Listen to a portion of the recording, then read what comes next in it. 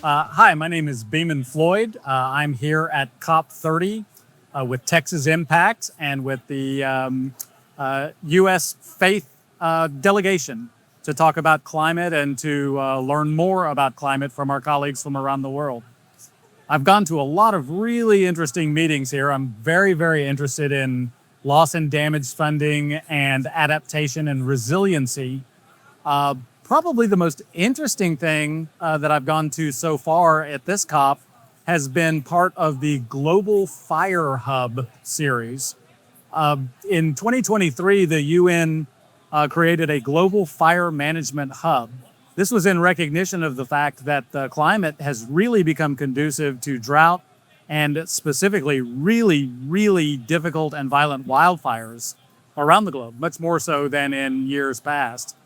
They established the Global Fire Hub in 2023, and then interestingly, there were record-breaking fires right here where we are in the Amazon basin throughout 2024, burning just millions of hectares of land here.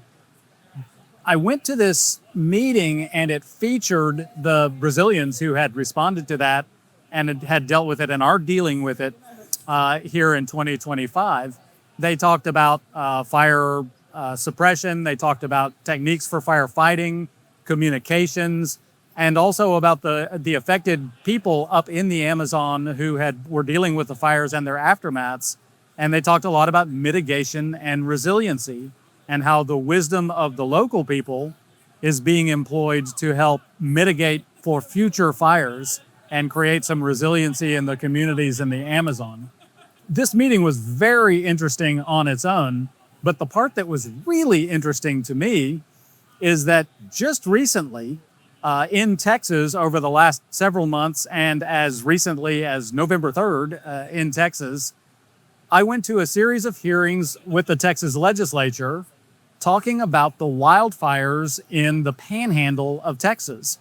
We had a series of devastating wildfires in Texas in February and March of 2024, and subsequently the legislature has been having meetings to talk about those fires. And interestingly, they talked about interoperability. They talked about being able to communicate to suppress the fires, how to mitigate future fires. They called in panhandle ranchers to provide the wisdom of the community about what they saw in the fires, the long-term impact of the fires and the burning of the prairie, and the long-term financial impact that folks in the panhandle are dealing with, and how to mitigate against further fires. I was stunned. I was stunned by the parallel between those hearings in Texas and the presentation of the people from the Amazon. And it really struck me that that's the great value of COP30 and of all of the COPs, this whole series, that we're dealing with things that are so similar. We're dealing with issues that are really complex, and sometimes we're dealing with them in silos. The COP is about unsiloing us. The COP is about putting together people who are having these common experiences around the world that are a function of drought and that are a function of this growing global wildfire risk, and sharing information and ideas and techniques and stories and funding and results and data with one another to make the world a safer and better place and really help those people who are directly affected by these catastrophes. I am very excited to go back to Texas and talk to some of the folks I've been working with there on the Texas wildfires about these things that I've heard here.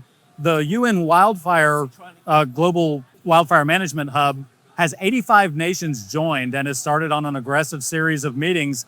I think Texas has a lot to learn from them, and I think they have something to learn from Texas.